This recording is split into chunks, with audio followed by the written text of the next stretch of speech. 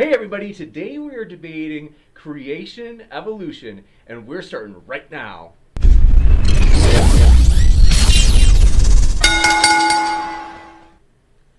Hey friends, thrilled to have you back at Modern Day Debate. Thanks for being here. We are stoked to have these two experienced gentlemen for this unique debate. So with that, just want to mention, if you're new here to Modern Day Debate, consider hitting that subscribe button. We've got a lot more debates coming up in the future, and we'd love to have you be a part of it. We're striving for a nonpartisan platform. So we want to be as fair as possible to both sides. If we have one view represented in a video, we will have at least one opposing view in that same video, and our moderators will never jump in and start debating. It's fully laissez-faire. We want the debaters to basically have control of the steering wheel. Next, just want to say we got a couple of quick house cleaning things that are super exciting to say the least. So we are pumped that on Friday, April 12th at 8 p.m. Eastern Standard Time, this is not a joke, we will have Dr. Robert Price. He is going to come on the show. We are thrilled.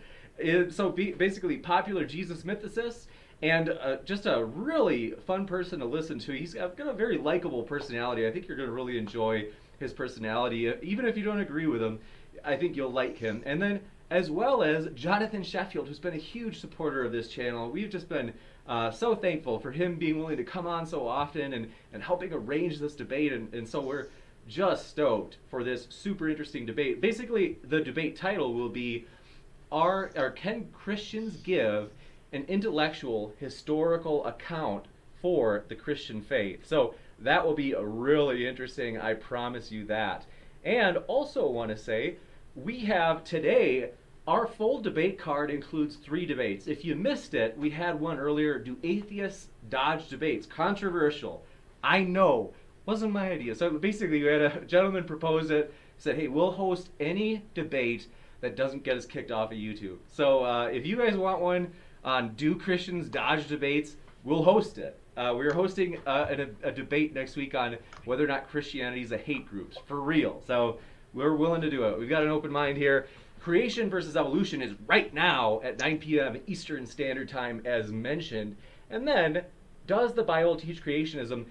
That's going to be between Robert from Sentinel Apologetics. I'm excited to have him back. And then we'll have him going against Nephilim Free.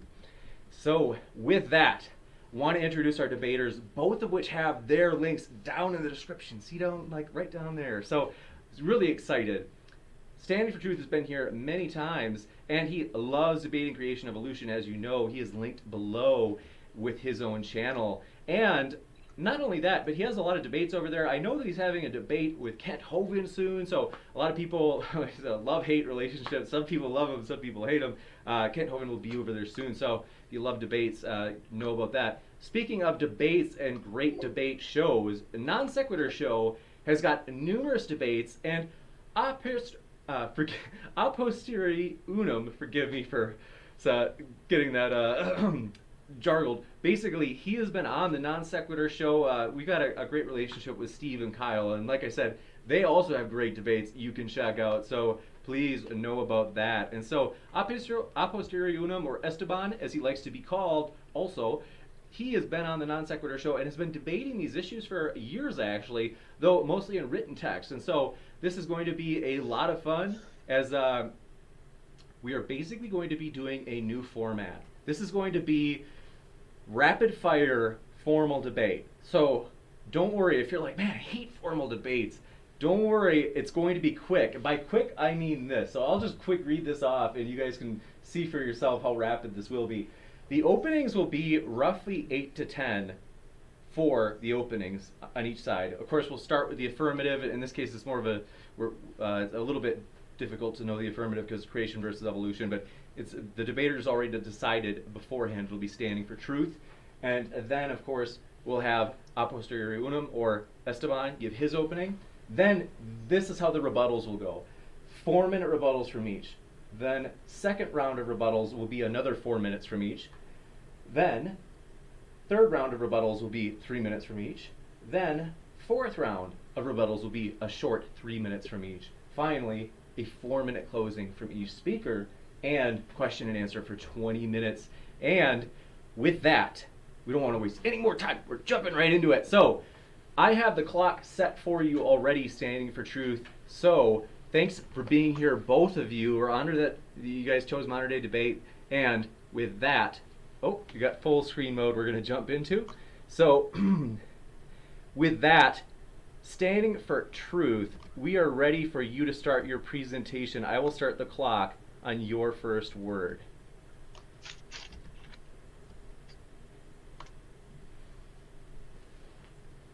Awesome, James. Well, thanks so much. Let's get this party started. We got creation versus evolution. I gotta get rid of this right here.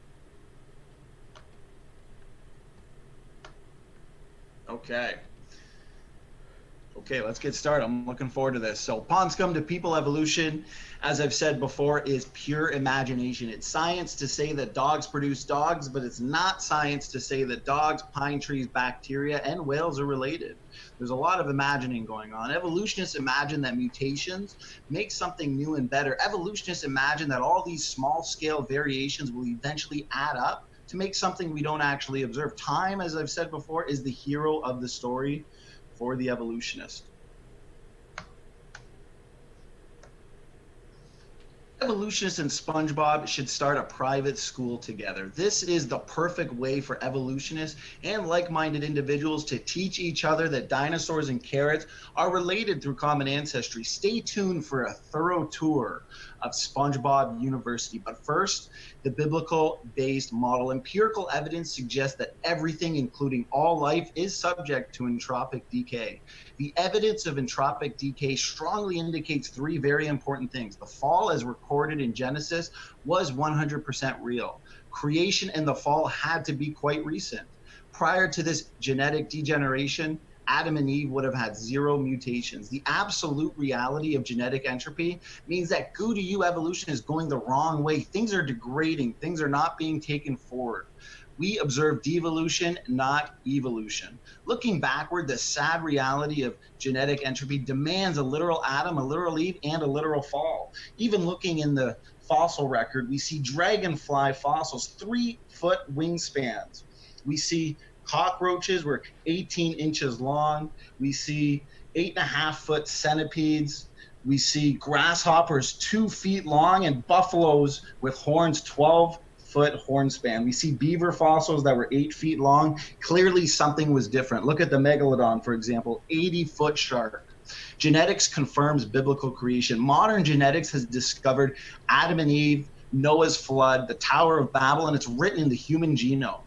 The Bible makes predictions. Looking at the Adam and Eve story and the biblical-based model, we can make numerous predictions.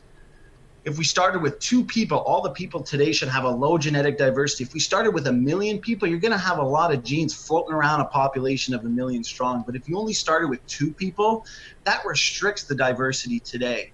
Over deep time, any large population will accumulate enormous numbers of mutations, resulting in enormous amounts of genetic diversity.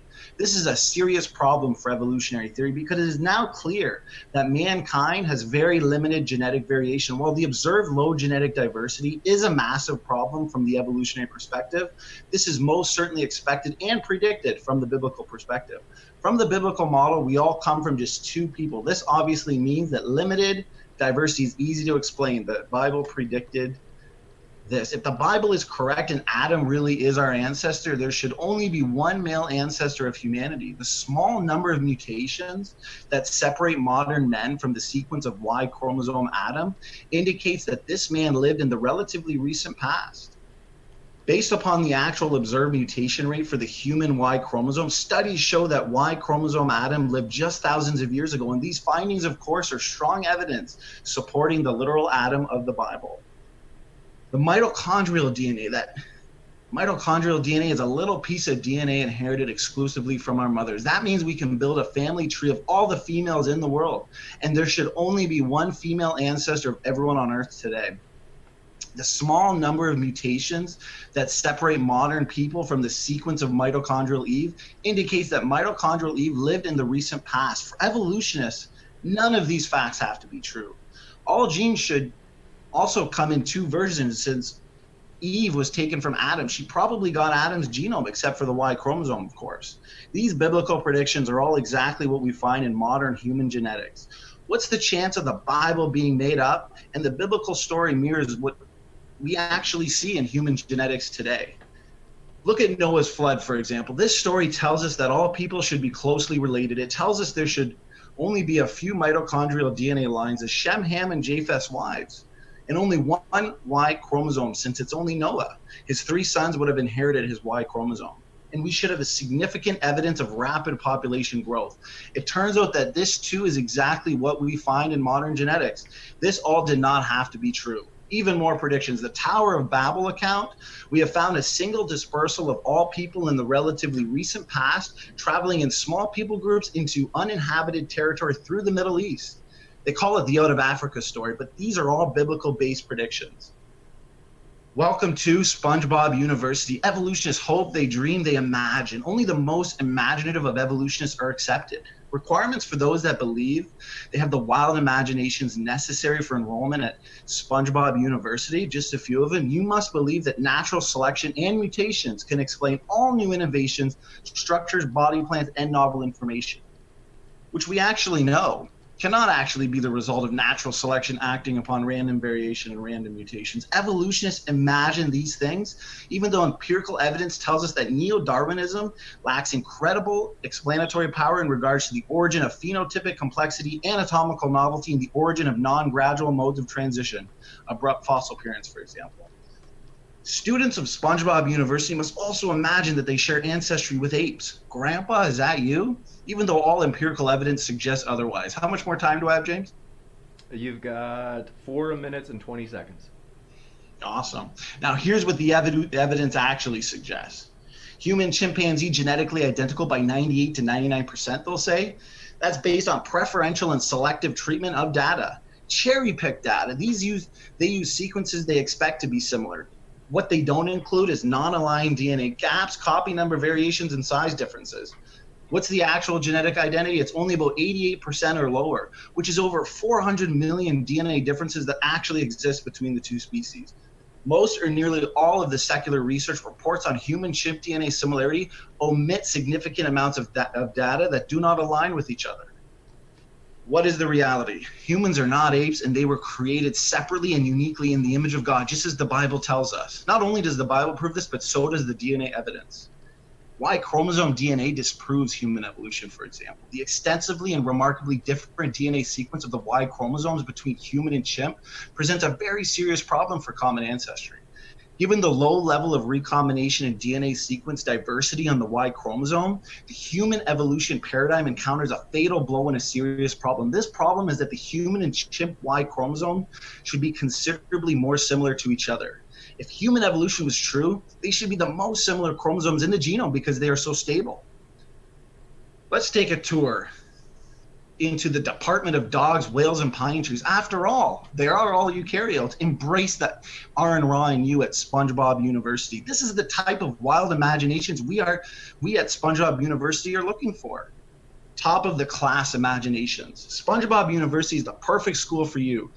If you enjoy telling people that although dogs produce dogs, dogs today came from something non-dog long ago and far away. Do you believe pineapples and dogs are related to a common ancestor? If so, was that ancestor a pineapple or a dog? And did it turn into something that was non-whatever it was? If you're flabbergasted and baffled by these questions, you may have found your home at SpongeBob University, where we reward those with such wild and unscientific imaginations. Dogs produce dogs going forwards, but what about going backwards? If you believe dogs and pineapples are related, then they both at some point had to come from something non-dog and non-pineapple. By now, I hope you've all realized just how much wild imagination it takes to believe in pond scum to people evolution. Evolution imagined that time can solve all their problems. If I told you that Mary Poppins could fly quickly through the air with her umbrella, you'd say that's a fairy tale standing for truth. But if I told you Mary Poppins could fly slowly through the air with her umbrella, you'd say that's not a fairy tale. They hope, they dream, they imagine. Look at this. Look at what they've published in Discover magazine. Discover what? How imaginative you are? Was your ancestor a sea sponge? What are we discovering here? What incredible blind faith the evolutionists have? They'll hide their science fiction-based religion under the disguise of empirical science, but we know better than that. don't we? Evolutionists are confused. Evolutionists have treated two very different phenomena, adaptation to environments and evolution of higher life forms, as if they were the same thing. Evolutionists are confused, as I've said. It doesn't take a genius to see that these are different issues. Adaptation can routinely be accomplished by loss of information. The development of higher life forms always requires a large increase in net information. Evolution is impossible. What do we know in light of the evidence? Rare beneficial mutations cannot and will not compensate for the relentless influx of deleterious mutations. As I've said before, we're going down, not up. 30 seconds left. Both evolutionists and creationists agree that natural selection happens. Natural selection will only remove the worst deleterious and detrimental mutations and will only amplify the very best beneficial mutations. What does this indicate and suggest? The accumulating damage is largely invisible and unselectable. Evolutionists have to address the key issue of net gain versus net loss. Proud graduates of SpongeBob University. For SpongeBob success stories, guys, please refer to these men for all the wild imaginative stories any SpongeBob University student could hope for. Guys, thanks so much for watching and listening to my presentation. You bet. So, ending just in time, we are now going to switch over to the dialogue box again, and Esteban, stoked to hear your intro as well. We appreciate it. So, glad to have you here, and I will start the clock on your first word.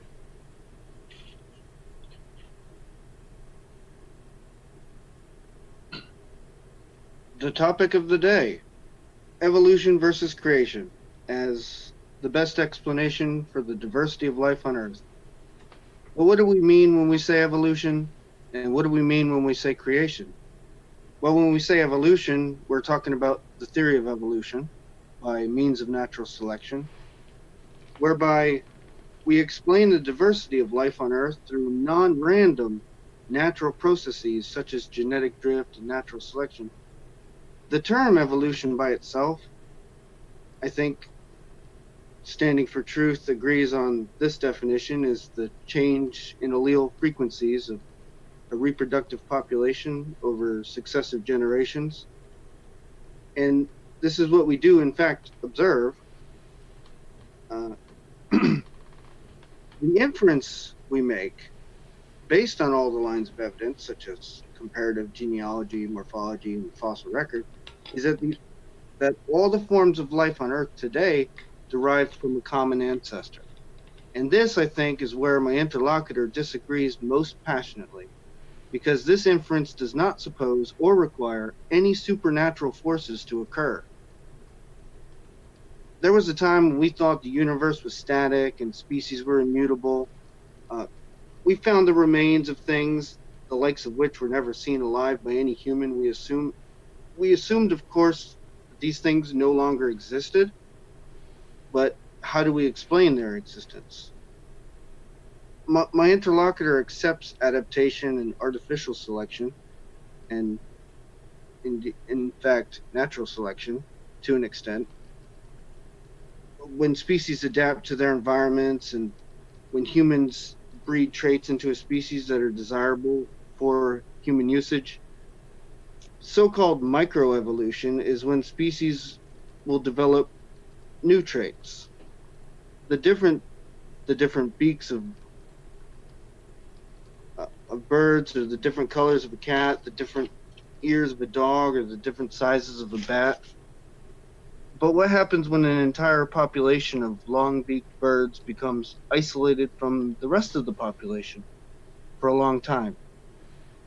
They can no longer interbreed with the basal population. This is what we call speciation. We agree on this point, and we call this macroevolution. But you say it's still a bird. And this is the point at which I would ask, take a 10-mile stretch of road. Paint the first inch pure red. Every inch add a little more blue, such that in the middle you have exactly half blue and half red. You make purple. And the second to last inch is 63,359 parts blue and 1 part red. And tell me at which point you would consider the road blue. Is the last inch? To our eyes, it's indistinguishable from the one before. Only when you view the whole road at once can you see the difference from beginning to end. Any 2 or 5 or 10 inches you look at will appear as just one color. This is all we propose, that the incremental changes over the many generations can and do result in vastly different organisms.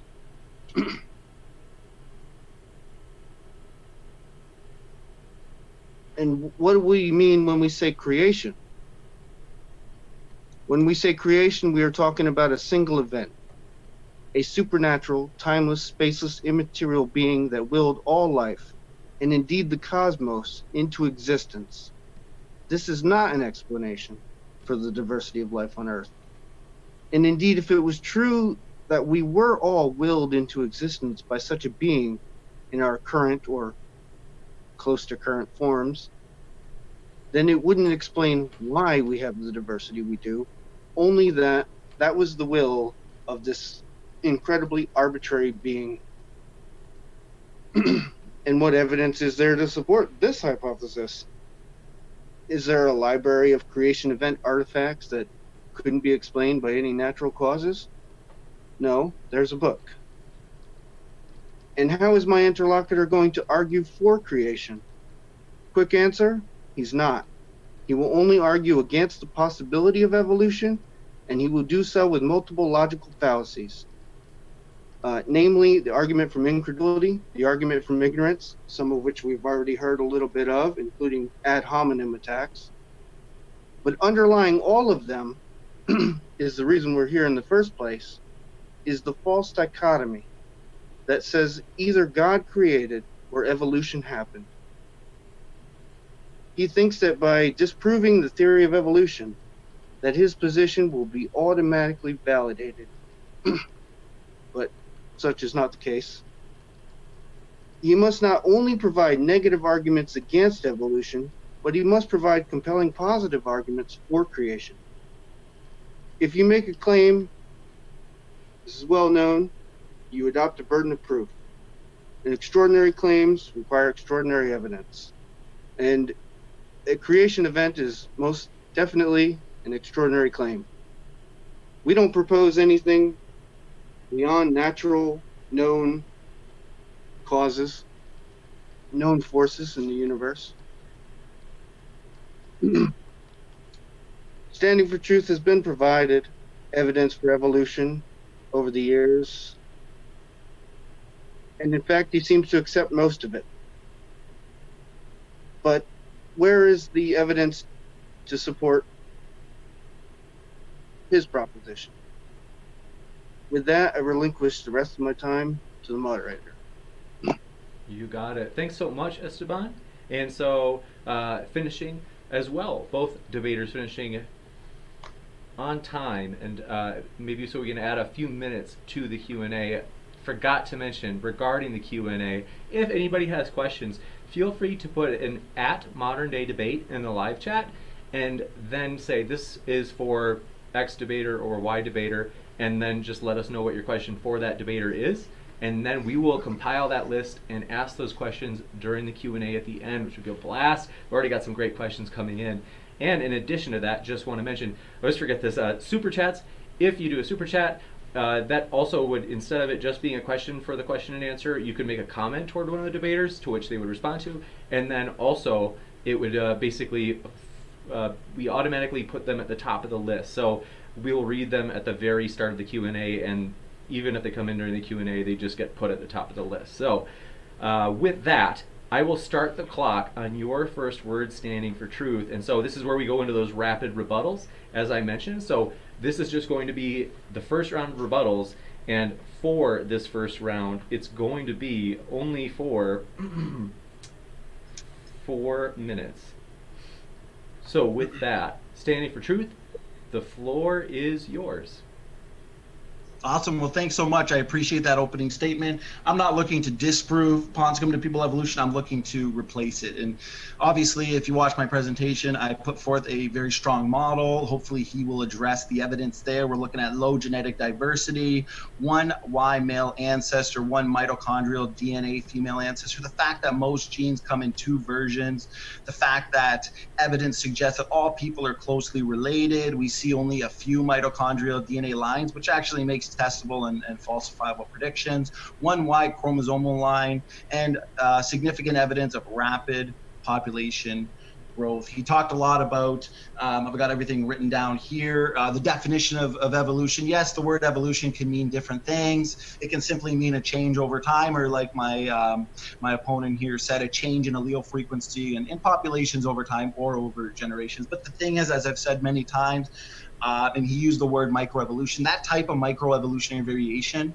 where we're getting the change in the frequency of the expression of different traits, as you talked about traits there. It's not, I'm not disputing that, because that type of adaptive evolution, that explains the survival of the fittest, but unfortunately it doesn't explain the arrival of the fittest. So we're looking at the small scale variation, but he needs to show us how mutations and natural selection can add new novel and meaningful information to the genome in order to explain the major innovations, the major origin events, and of course, of major new forms of life. Because the creationist model, we predict change because species are not static, and obviously neither are their genomes, because God engineered information in compressed form into the genome that through various processes would be later decompressed and revealed as this adaptive change. And we look to the created heterozygosity hypothesis. So once again, we're obviously not opposed to change. He talked about speciation, and we're not opposed to speciation either.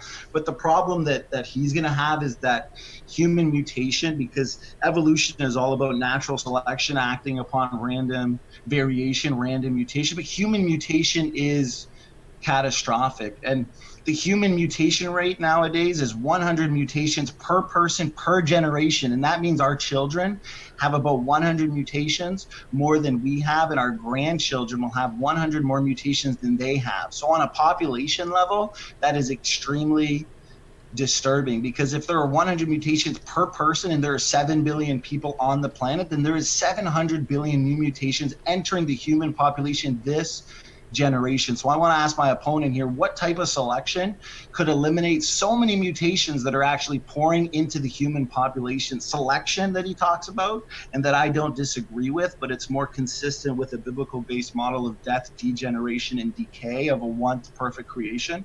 This selection must somehow prevent the accumulation of large numbers of minor mutations, or the species will rapidly deteriorate and fitness will decline. And even its selection, I want to see a mechanism that's going to solve this from him. He's going to have to answer this. But even if selection could keep minor mutations in check, it appears to be absolutely powerless to stop the accumulation of the most abundant class that I always talk about, and that's the nearly neutral mutation. So obviously genomes, they must eventually all degenerate in the long run, with or without selection. And we see, it's like rust on a car, it's continuous and it's destructive. And we see evidence everywhere. We see it in bacteria, we see it in viruses, we see it in ancient human populations, Homo neanderthal, Homo erectus. We see it in mammoth populations, butterfly populations. We see entropic degeneration on all levels, immunological diseases, cancers, autism's on the rise. He's going to have to explain away this problem. And if it comes down...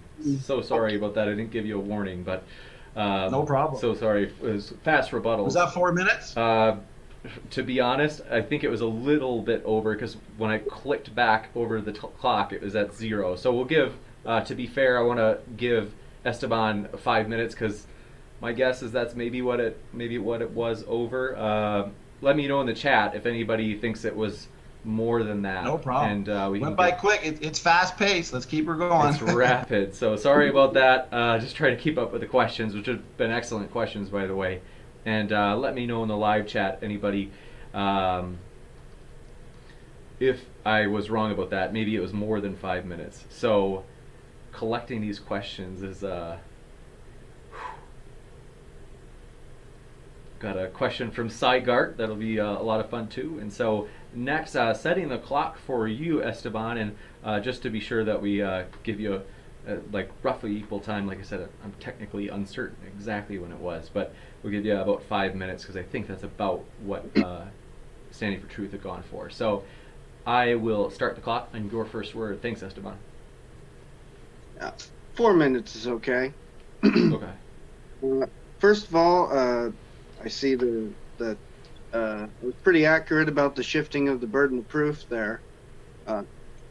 He's insisted upon me explaining all these things, and I'm not necessarily a biologist, so I don't know what I'm supposed to know as far as all this mutations and stuff go. But you keep saying genetic entropy, and I don't think that means what you think it means. When you look up the term genetic entropy, the only thing you get is a book from one John C. Sanford and stuff from Answers in Genesis, which is a well-known creationist website run by Ken Ham. And sure enough, if you look up John C. Sanford, he's a creationist. Well, the fact is that entropy is not a word that we use in biology. I mean, you could technically use it for all kinds of different things, but it's a physics term that has to do with the laws of thermodynamics. I don't know if you're trying to poison the well when you throw in the word entropy to make it sound like that things are decaying and falling into chaos. I don't want to say that you're doing that on purpose, but I don't think it means what you think it means.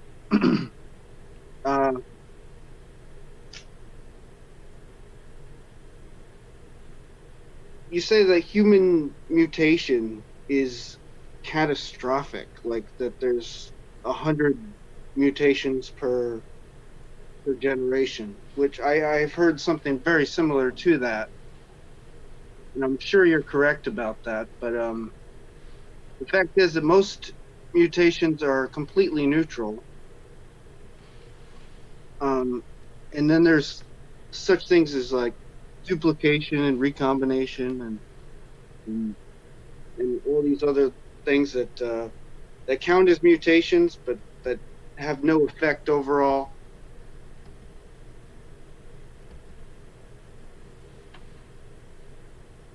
But well, the point is that you still haven't provided a single bit of evidence to support your proposition. It's all evolution can't explain this, you can't explain that. It's an argument from incredulity. I don't know how this thing could possibly be, so therefore God must have created everything. How long is that? You got about, I gave you 5 just for a cushion, so you got 1 minute and 45 seconds left. All right, so I mean, I don't know where you're going to get this evidence from, but I suppose you have it because you're the one that supposes that there was a creation event in the first place. Sorry, I need a drink of water here. No problem. All right, we'll go for the next round. You got it. All right, so thank you for that, and we will move into the next round of rebuttals. So this is also going to be rapid fire, so we're still moving at Mach speed. So this is also a 4-minute rebuttal. So I will start the timer on your first word. Awesome. Well, thanks so much. I don't want to repeat all the evidence that I gave in the beginning for a literal interpretation of Genesis. If he's not going to rebut that, well, then, that's his loss. He talked about, most mutations are neutral, but of course that response misunderstands the entire point at hand. By entropy, I just mean, things are going down, not up. Things are decaying in a genomic level. Things are decaying based on the accumulating damage, based on the accumulating low impact, near neutral, deleterious mutations. But when it comes to neutral, sure, most mutations are neutral from, say, the perspective of the organism's physical fitness, say the phenotype. But all mutations must have effect on the genetic content, right? The genotype. In no way are mutations truly neutral, and they all must have effect on the genotype, even if they only affect, say, the efficiency of transfer RNA production. So that entire comment just misunderstands the point at hand. And I've provided much evidence for this genome degradation. I can use the word degradation if he doesn't like the word entropy. But at the end of the day, H1N1 virus went from a red hot pandemic to a whimper to an extinction event in 90 years. This was the human version, of course, and this is genetic degeneration at work. We see it in bacteria. Lenski himself is demonstrating reductive evolution. Just Google reductive evolution in bacteria, it's everywhere. Reductive adaptation is, of course, consistent with a biblical-based model of death and degeneration. And in regards to Lenski's bacterial experiment, he's actually revealed reductive evolution, loss of function, loss of promoter, and loss of genes and information. So these bacteria are now lazy and handicapped. So we see genetic degeneration on all levels: animals, humans, bacteria, viruses. At the end of the day, it's irrefutable. He hasn't given any actual argument against it. And we do make predictions based on the created heterozygosity hypothesis that I talked about. Obviously, God's command to be fruitful and multiply wouldn't have been carried out by cloning. So at the end of the day, we hypothesize that, God created Adam and Eve and the created kinds with pre-existing functional DNA differences. This is created heterozygosity. So we make a prediction based on this hypothesis that most non-coding DNA will be functional, and we're already seeing this with the accumulating papers suggesting function. We also predict that differences in mitochondrial DNA sequences between families are expected to reflect functional differences and not just be due to neutral mutations. So this is going to help us identify the barrier and the created kinds, what's related and what's not actually related through ancestry. And measured mitochondrial DNA mutation rates and known mitochondrial DNA differences within families are expected to fit the creation timescale, assuming a constant mutation rate, and created kind started with no mitochondrial DNA mutation. So I want to see his testable predictions. I want to see what he's predicting based on what we know about genomics, because everything we're predicting is coming true. How much more time do I have there, James? You have 47 seconds.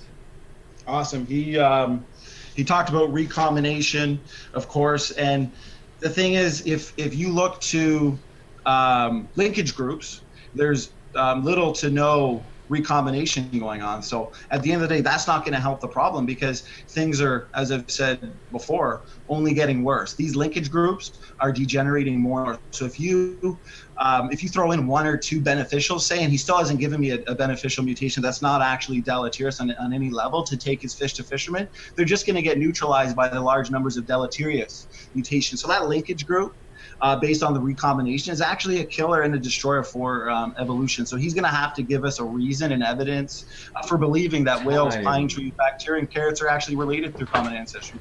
Thanks a lot, James. Sorry, it's hard to give you the warnings as it's so rapid pace. So, but next, I will start the timer for the second rebuttal from Esteban, or A Posteriori Unum. So the floor is yours, Esteban.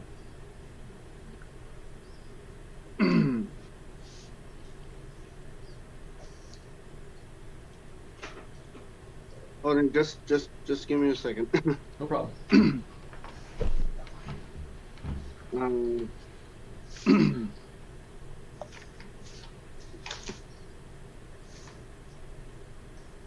Okay. I'm not a geneticist or even a biologist, and I'm sure he has some pretty good points. But it doesn't help to prove creation to disprove evolution. I believe I mentioned that in the opening. So we could say that evolution says this, and this thing kind of looks weird when you look at it or whatever. But the one thing that does have that we do observe is that there are changes, and like I said, he agrees. There are changes in populations over time, and whether or not we're headed towards a complete genetic destruction, or eventually maybe in 1,000 years we're gonna cease to be able to reproduce, is irrelevant to whether or not what we observe is what we observe.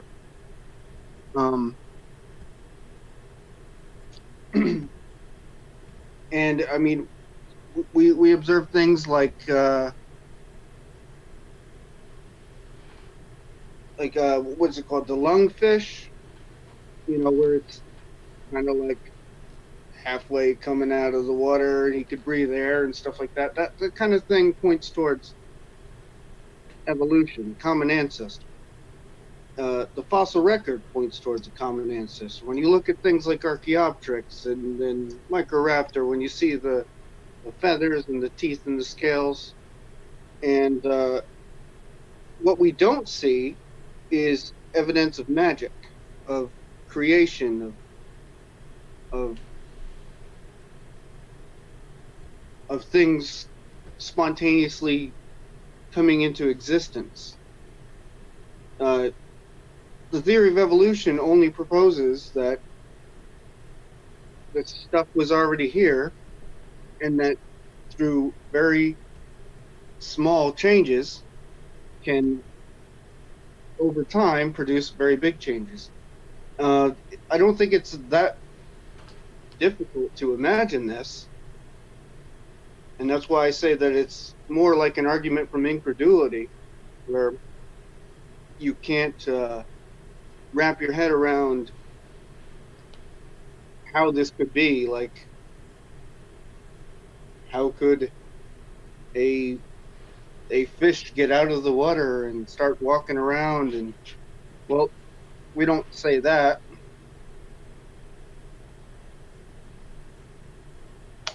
Got 1 minute left. Thank you. And again, we don't, and even some of the so-called predictions that he said that they make based on creation. I mean, where are you getting these predictions from? Are they in the Bible? I've not read that part. All it says is that God created this, God created that. Like, I Dream of Jeannie. It doesn't say that that anything is going to degenerate or any of that kind of stuff. They didn't know about genetics back then. I don't know how you can even come back from that one.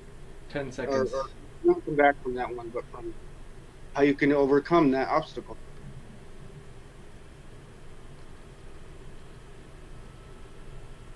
Gotcha. Thank you very much for that rebuttal, and then we will move over into the third round of rebuttals. Do I have that right? Forgive me, I think that's right. So it's a lot of rebuttals. It is the third round of rebuttals. This is a 3-minute rebuttal, so like I said, rapid speed. So with that, standing for truth, I will start the timer on your first word, and the floor is yours. Awesome. Well, thanks so much. He shouldn't be too hard on himself. The evidence that I usually provide based on a literal interpretation of Genesis, people can't really address.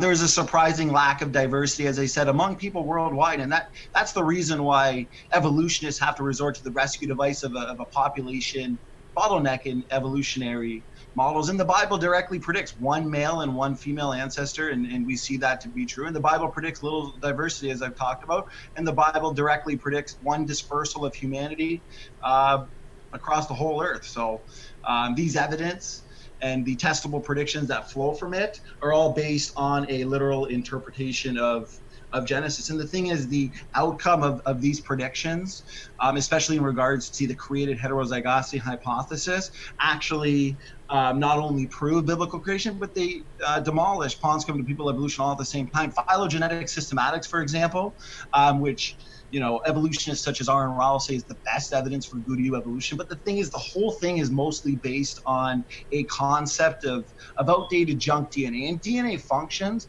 are only beginning to be found during the last decade. And what that means is we understand less than 5% of the DNA language based on the gold standard of gene functional testing, which is obviously gene knockout test. But of course, gene knockout test on humans is unethical. And the trajectory that we see here strongly suggests that the vast majority of DNA will be functional. And this takes away the primary assumption, one of the primary assumptions of evolutionary phylogenetics. So that's, as I said, mostly based on mutations and pseudogenes. So obviously, if the vast majority of DNA is functional, it now becomes a common design argument, as creationists have always predicted, and it obviously is a failed prediction by the evolutionists. And we predicted the vast majority of DNA is functional. So evolution has to deal with so many problems. And he talks about magic. Well, evolutionists are the ones invoking magic, say convergent evolution, for example. He brings up fossils here as evidence. But the thing is, they cite this circumstantial evidence of, say, fossils.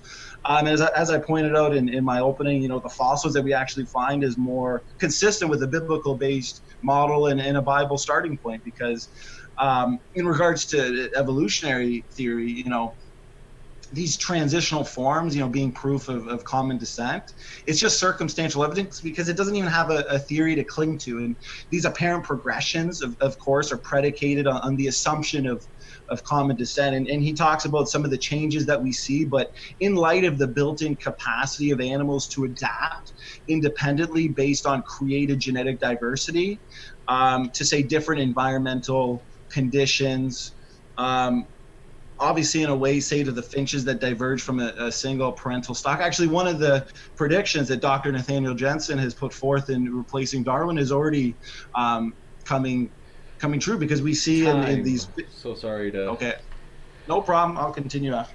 Let's see. I don't know exactly what that was, so we'll give an extra minute, because again, I went to the clock and when I went, it was 0 seconds. So sorry. Never tried this rapid fire, so we'll give you 4 minutes just to be safe, because I don't think it was over 4 minutes. For Esteban. That was very fast. So thank you so much, Esteban, and the floor is yours. I'm starting the clock on your first word with 4 minutes. Again, you spoke about degeneration, and you said it says that in the Bible. I don't quite remember that part. Maybe you can quote that for me. But again, that we're supposing, and the reason why I said that it's possible that you were poisoning the well with the word entropy, and I appreciate that you're no longer using it, but is because entropy supposes that you're talking about a closed system. I know you're not talking about thermodynamics, but you're talking about life forms as if they were closed systems, but we're not. We're not closed systems whatsoever, and there are ways to overcome all this degeneration. There's new information. There's the recombinations and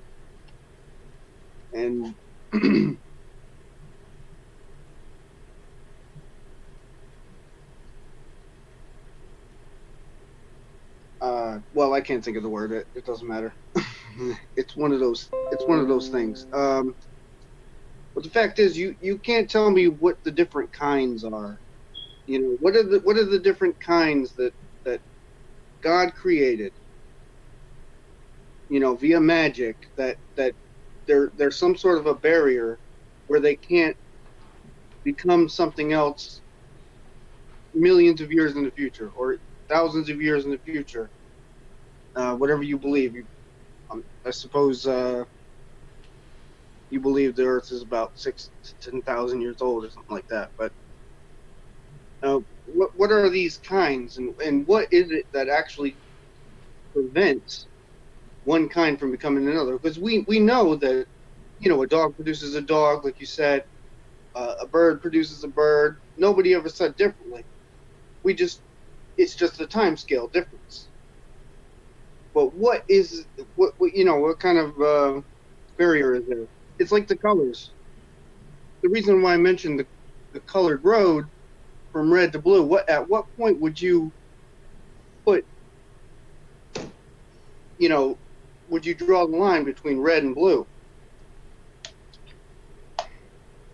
The changes are so small over such a long distance, or in this case, we're talking about time, that that any two or even 10 next to each other, they all look the same. or at least they're indistinguishable to the human eye in that context. Got about 1 minute left. 1 minute.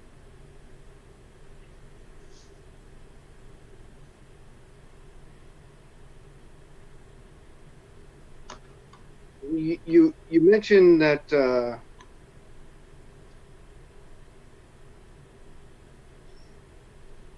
all right, I'll relinquish the rest of this one. You got it. And with that, we will next move into the third rebuttal round. So these are 3 minutes each, so I will keep my eyes on the clock the entire time, and I will catch up with any questions that come in immediately after. So the floor is yours, Standing for Truth. Is this the closing or just another rebuttal? This is the final rebuttal before the closing, so 3 minutes. Before the closing. Okay, awesome.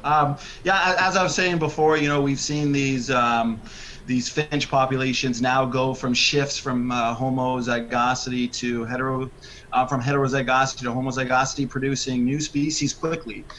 He talks about what are the original created kinds, what are the barriers. Well, we can look at something like orphan genes, which are taxonomically restricted genes that can point us to what's related and what's not. We can look at breeding tests. And of course, based on the hypothesis of created heterozygosity, we're going to look at functionally unique differences, DNA differences that are across families. Because if we're going to look to the family level as the original created kind, we're going to have to see what testable predictions actually flow from it. So in regards to the actual limits, the actual barrier, well, we can see in actual breeding tests, we can see that lions and leopards can produce offspring. That would indicate they must be of the same biblical kind.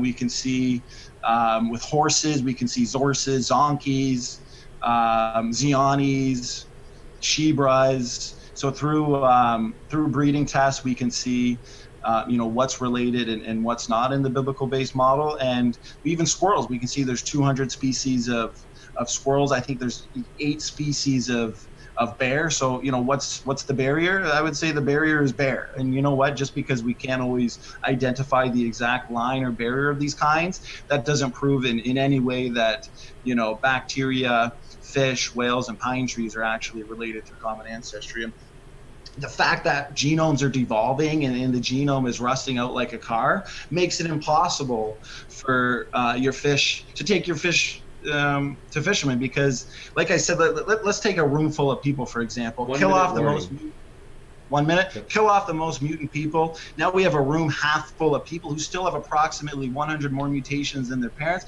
And if everybody is multiply mutant, and if every generation is more mutant than the one before it, which we know is true based on the amount of mutations being transmitted to our children, all selection can do is slow down the degeneration process by killing off the absolute worst of the lot. But it doesn't stop mutations from accumulating in the population over time. So things are going down, not up. And all modern scientific evidence points to the decay and destruction of an originally perfect design creation. He still hasn't addressed the evidence that I provided in the beginning, and he hasn't provided any real mechanisms or evidence to stop this genetic degeneration. I don't want to see an example of a beneficial mutation that actually adds new, novel, and meaningful information to the genome, because due to the influx of deleterious mutations, the rare occurrence of 1 or 2 beneficial mutations cannot counterbalance the influx of deleterious mutations. It can't counterbalance the information loss. So thank you.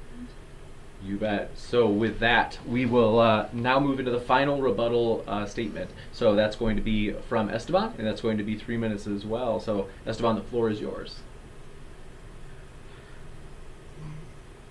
Well, I haven't acknowledged your evidence because you haven't provided any. The only thing you've done, as I predicted from the very beginning, is you made negative arguments against evolution. You've mentioned deleterious mutations and degeneration of the genome of different things, and you mentioned that lions and leopards can breed and therefore they're the same kind somehow, whatever that means. And you mentioned a whole slew of different things, but you haven't provided any actual evidence. And maybe I should define evidence. Evidence is something that it's a piece of information that you gather that points towards one proposition over any other proposition that can only be interpreted in one way.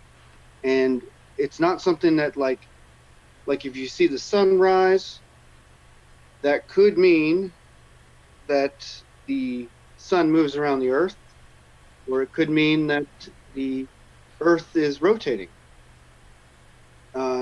So it's not really evidence for either. You need not evidence against evolution, which is, but you need evidence for creation. Got a minute? I would actually start, if I were you, with maybe proving that your God exists in the first place. Because the thing about evolution is that we don't have that assumption. We have the assumption that the world exists and that animals and organisms exist and that they reproduce. 30 seconds left. And that they reproduce and they have changes and in each generation, and these changes can accumulate over time. We don't need anything supernatural to explain what we see in the world today. How much time? Got 10 seconds left.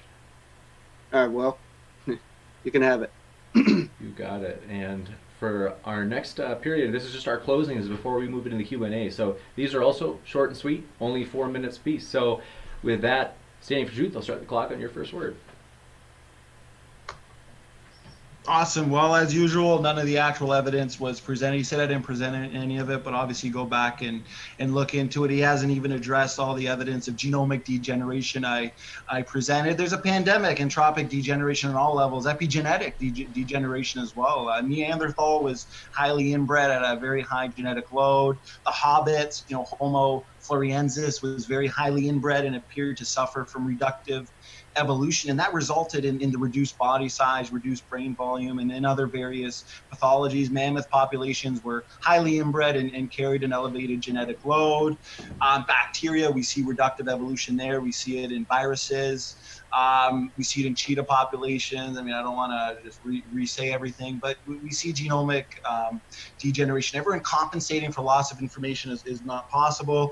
We see the predictions flowing from created heterozygosity coming true. We know overall that the non-coding regions of DNA function much like an operating system in a computer that's directing the timing, expression, and regulation and use of the other information or the data files that code for proteins. And these regions, they're regulating, DNA replication, transcription, marked sites for program rearrangements of genetic material, even regulates embryological and placental development and aids in immunodefense. Even these ERVs, these endogenous retroviruses and pseudogenes, are all showing functions, very important functions. And he talked about fossils, but at the end of the day, when we look at the geology, there's evidence that the earth was once underwater. We see marine fossils on mountains and in landlocked areas far from the sea, some sedimentary rock layers extend over entire continents or even farther. The deposition of those layers must have been catastrophic, or there would not have been much fossilization. So the existence of fossils alone proves biblical creation and the Genesis flood. I mean, how many animals died today? How many fossilized? And there's fossils of animals giving birth, of fish being eaten, suggesting sudden and rapid burial. So all these observations we see are in accord with the flood of Noah, a biblical-based model that talks about the earth being, covered in water just a few thousand years ago. So the existence, as I said, of a fossil is proof that it happened quickly, because environmental factors prevent that organism from forming.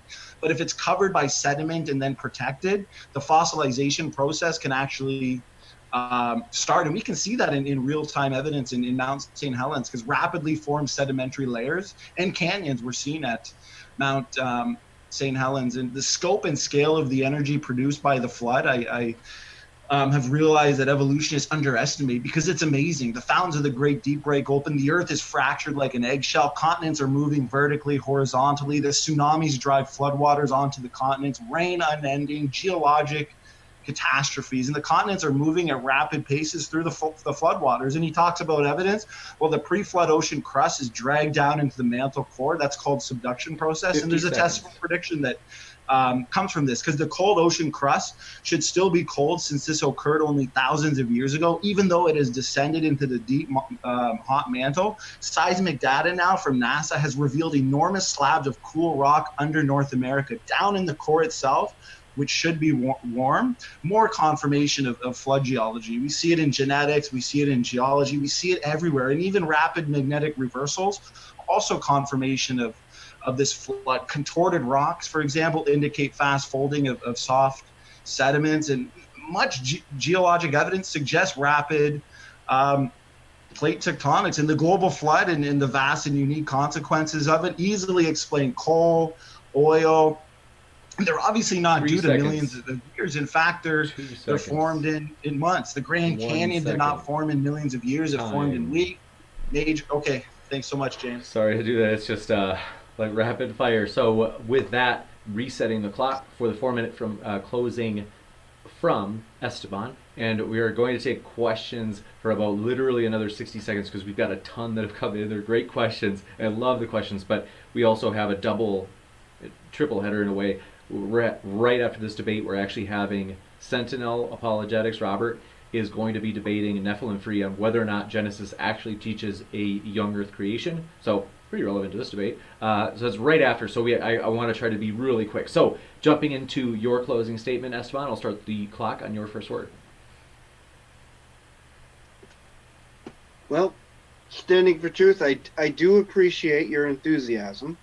And I appreciate the fact that you do think that you did provide some evidence for a creation event. But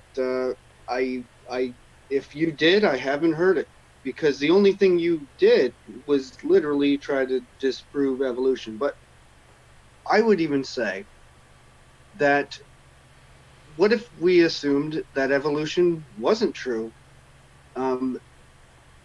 Can you then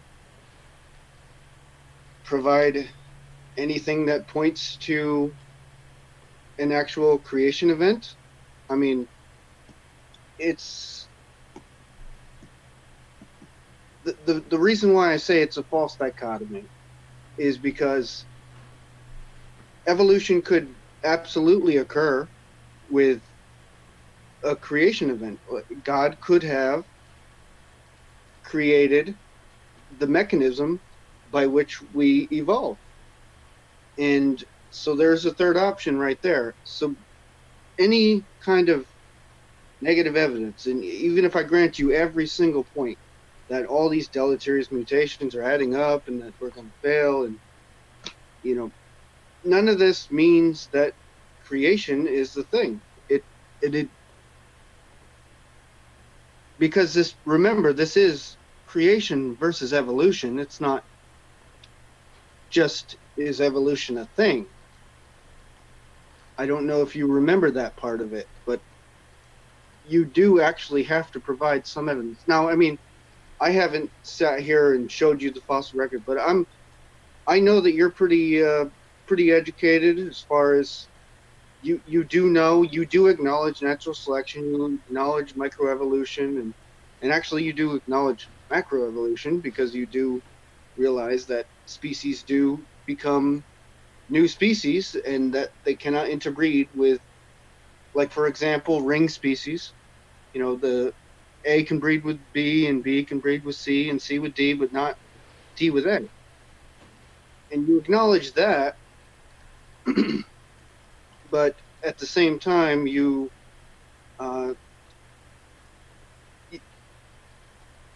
you try to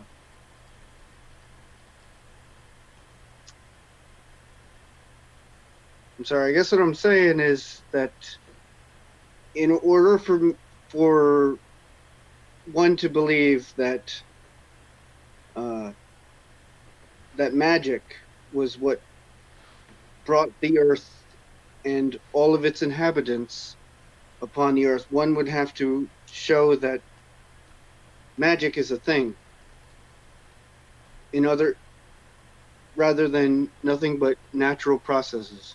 50 seconds. Because as far as I have ever seen in my entire life, the only thing we do have is natural processes. That's the only things we can agree on. And I believe we are in agreement with 90% of all these things. We all know that sexual reproduction occurs, and that the next generation does not inherit 100% of the genes of either parent, and that things change over time. And I think you're just getting hung up because of a lack of imagination, or maybe it's because of too much imagination. Because So 5 seconds books left. and fairy tales are full of imagination. Gotcha. So we next will go into the question and answer. So thanks so much for your questions. They're great. Sorry we had to close the Q&A. We closed it a few minutes ago. We probably won't get to all the questions, but we're going to try. We're going to go as fast as we can. And with that, so first, super chats. Jamie Russell, thanks so much for your super chat. I didn't see a question attached to it, but we appreciate it if it was just meant to be a gift to the channel. So thanks for your support. If you have that question and you want to attach it, my first super chat, I know that sometimes I still do it, even past my first one. I forget to put the message in. So Ronald Madanka, thanks for your super chat. He said, for Standing for Truth, why do you think Francis Collins, Tim Keller, John Walton, and N.T. Wright, C.S. Lewis, and others accept evolution? I would say because they've unfortunately been influenced by naturalism, secularism, obviously the evolutionary community. Maybe they're intimidated. I'm not too sure, but all evidence is pointing to obviously a literal interpretation of Genesis. And I would just direct people to probably the best thorough debate on this would be Dr. Dennis Venema from BioLogos versus Dr. Nathaniel Jensen from Answers in Genesis, where he goes in depth into these predictions on mitochondrial DNA, the predictions that flow from the LMN haplogroups, and the testable predictions that flow from the created heterozygosity hypothesis. So you'll see Francis Collins, he headed the Human Genome Project, I think it was. He also founded BioLogos. So you can see the panic that's coming from their side. I'd recommend go and watch that debate and see for yourself how strong the biblical model is. Thanks so much. Right, we'll move to the next one, and then if you are Kent Hovind, CPA, your arch nemesis is here. It's not Kent Hovind's real accountant, if anybody doesn't know that already. He says, thanks for your super chat, we appreciate that, and he says, preachers talking about science is hilarious. So if you want to respond to that, Standing for Truth, my guess it's for you, as long as you're short and pithy. What was it? What did he say? He said, preachers talking about science is hilarious, with a capital H. Yeah, I don't know. Have him come on and debate me and see if he can address any of my arguments. That's all I got to say. Ooh, that's all right. So short and pithy indeed. Thanks so much for your super chats. Totally appreciate it. Landon Freeman asks, how do you explain the sudden appearance of biological features in the fossil record followed by rapid diversification, as was the case with insects and their wings? And yes, I do have secular source for my claim. So my guess, I don't know a lot about this material, but I think that's probably for a posteriori unum. How do I explain what? So he asked, how do you explain the sudden appearance of biological features in the fossil record, followed by rapid diversification, as was the case with insects and their wings? Sounds like punctuated equilibrium. Um, I mean, I don't know unless you have like a specific case. I don't know how to address like the sudden appearance of something. I mean, it wouldn't be sudden anyway. It would be over the course of millions of years, but we only get small windows, small little glimpses into what happened in the past. You know, we might have a fossil from year X, and won't have another one for another another million years, and we have to put the pieces together. You got it. Thanks very much. And Snake was right. Thanks for your super chat. Totally appreciate it. He asks, how can you claim to make a predictions when you can't tell created kinds from evolved kinds? So I think that's for, it says for standing for truth. Well, for one, created kinds, I've already talked about how we can identify those through breeding tests. We can even look at orphan genes, which I talked about as taxonomically restricted genes that actually confirm that there is limited ancestry, because not everything can be related. Because the thing is, orphan genes, what they are is they're fully functional gene sequences that code for both a functional messenger RNA and a protein, and they lack similar counterparts in other organisms. So here's a way that we can debunk universal common ancestry, because for example, and I'll finish off here, because the orphan genes that are, say, specific to humans are actually powerful evidence against the idea that we evolved from apes. And the reason why that is because these genes appear fully formed, uniquely integrated into the complexity of the human genomic network, and clearly functional and important to various cellular processes. Plus, we're still making further discoveries on DNA and the non-coding regions. So the more we understand the DNA language, the more we'll understand what's related and what's not. Thanks, James. Gotcha. Thanks for that. And next up, Richard Madsen asks, if Adam consumed of knowledge of good and evil, then why does God preach to Cain about good and evil after he makes a poor sacrificial offering? Did Adam not tell Cain? I think he's saying, like, did Adam not tell Cain about, like, the difference from right from wrong? So when Adam fell, or he ate from the apple, he was given knowledge of obviously good and evil. And Cain, why didn't Adam tell Cain? Well, that's a pretty deep theological question. I'll have to think more about that one. Thanks, James. You got it. And Sank was right. Thanks for your super chat. Just came in, and he said, humans have no orphan genes because we know all homologs. That's homologs, I think so. HOMOLOGS. See, the thing is, evolutionists have to resort to, I think it's called de novo gene synthesis. I'd have to look that up for sure as a rescue device. It's circular, so there's an existence of orphan genes. Therefore, there has to be an explanation for it, because there exists something called orphan genes. But the thing is, this amazing category of genes are taxonomically restricted genes, as I said, and they're unique to each type of organism. They appear suddenly without any trace of ancestry in apes or any other animal. So the point is, it's the evolutionist problem, because it doesn't fit the hypothetical fairy tale of evolutionary theory. And I think my opponent here summed it up perfectly at the end in his conclusion. He says, I don't have enough imagination. And he's right. I don't have enough imagination to believe that pine trees and whales are related through common ancestry, when all we see is death, decay, and degeneration of a once perfect creation. So thanks, James.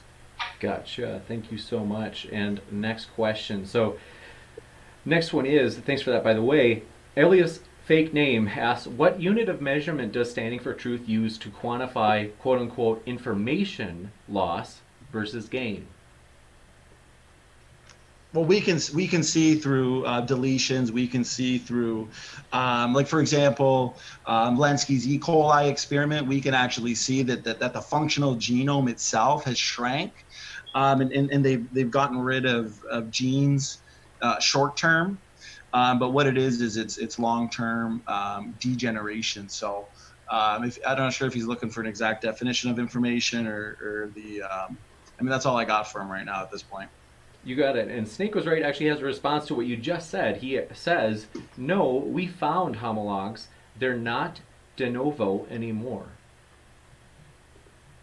The thing is, there's multiple rescue devices explanations for what we know to be orphan genes, but at the end of the day, they are evidently part of the genomic landscape, which is indicative of each created kind. But like I said, the evolutionists are the ones that are scattering themselves for explanation, because we look at the orphan genes as proof positive for created kinds, but at the end of the day, we only understand less than 5% of the DNA language, and the more we do functional tests, the more we'll figure out, like I said before, what's related and what's not. But there's plenty of evidence for limited ancestry versus universal ancestry.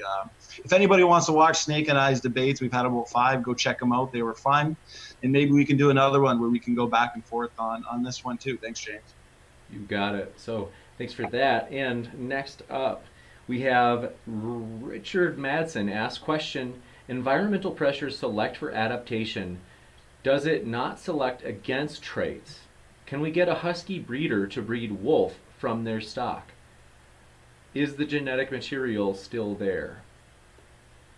A lot of it has to do with the loss of information. For example, you could take 2 wolves and pretty much breed any type of domestic dog that there is artificially, but it's going to be really difficult to take 2 Chihuahuas, because the limited allelic potential and the limited allelic variability is so limited and lost compared to, say, 2 wolves. So you can see change based on loss of traits, loss of information. But the funny thing is, pawns come to people evolution needs a gain in novel information. So if all you see is losses of information, degeneration of information, that's not going to take your amoeba to whale. It's just not possible. It's falsified.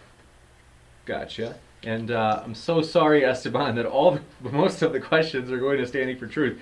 But I'll try to see if we got any, so you can get some action too in the Q&A. And then Neil Stone though asks, they're coming for you, Standing. He says, I want to know if he could explain why some humans are born with tails if we didn't in fact evolve from an ape-like ancestor, monkey, whatever you want to call it. I know there's that phrase has a lot of controversy, but go ahead.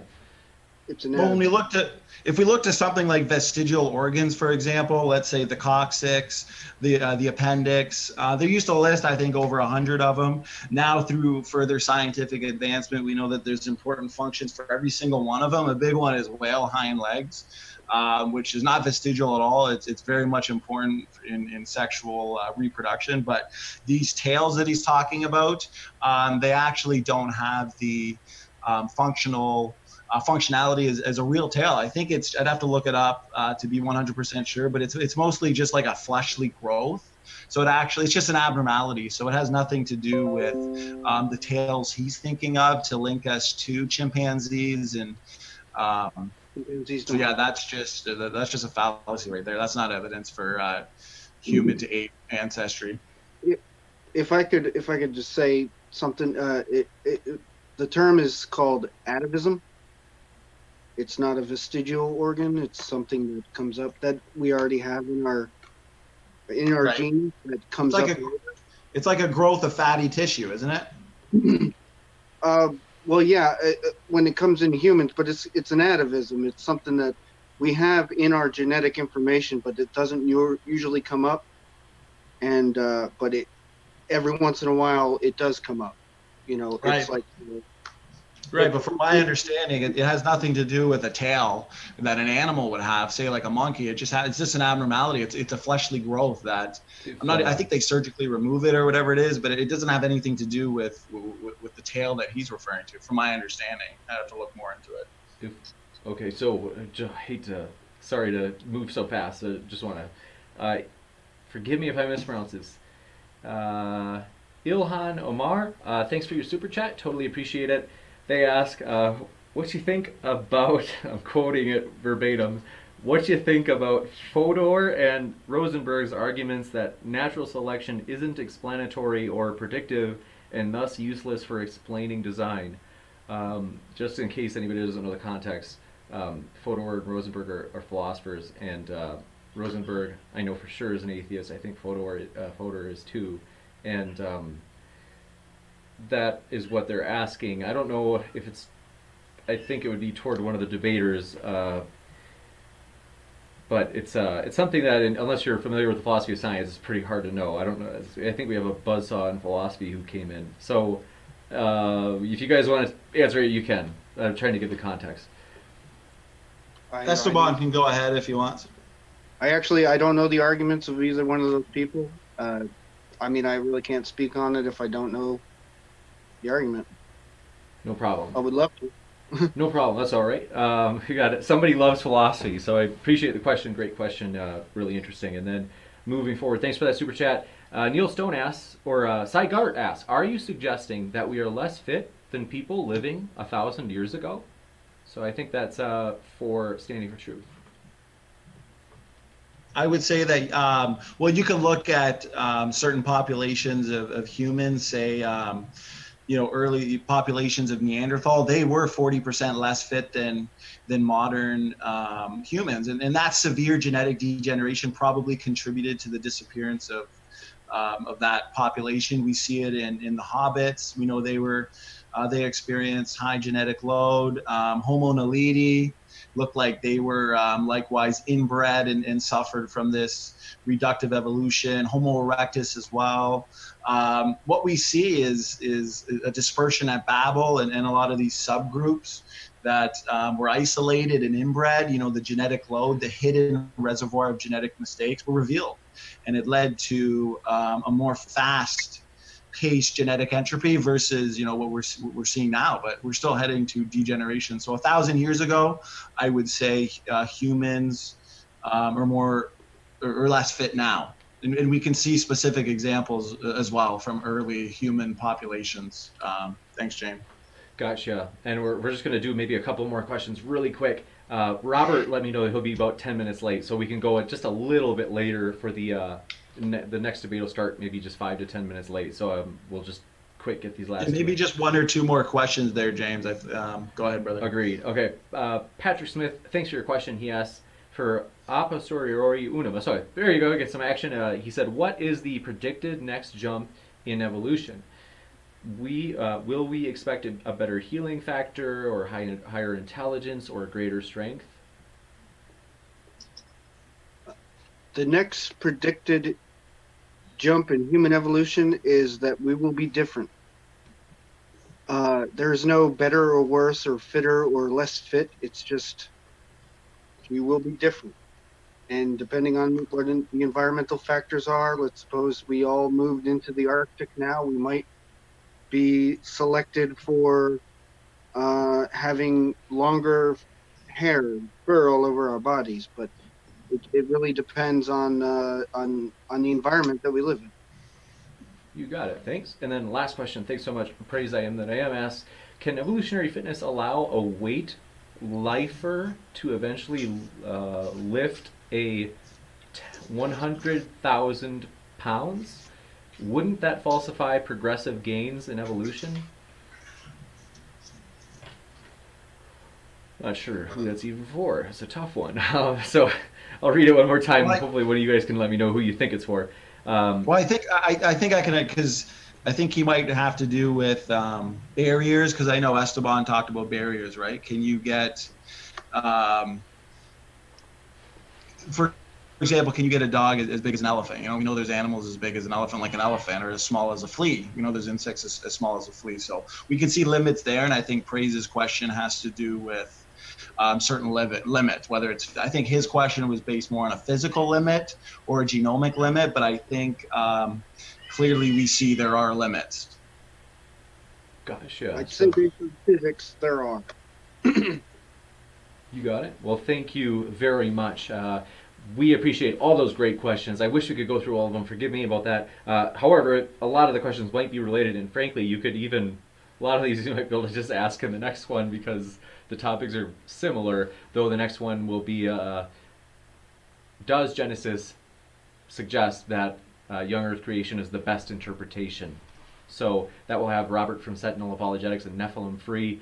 You could say, I always say, the debate world's past, Nephilim Free versus the debate world's future, Sentinel Apologetics. That will be a very exciting one. And so, with that, thanks for being here, everybody. We hope you have a great night. Keep sifting out the reasonable from the unreasonable. Their links, the speakers, are in the description, and I highly encourage you to check them out. That way, even if you don't agree, if you're like, oh, that standing for truth is back, like, or, you know, you could say, well, I can at least get his case straight from him. And so if you want to give a rebuttal, then you can say, hey, I read your stuff straight from you. And so likewise, Christians to check out a posteriori unum. He has his Twitter link down below, and that way you can at least say that you read the other side. So I think that's kind of as you get more advanced, that's the goal. So with that, thanks for being here, everybody, and keep sifting out the reasonable from the unreasonable, and thanks to the debaters for coming on.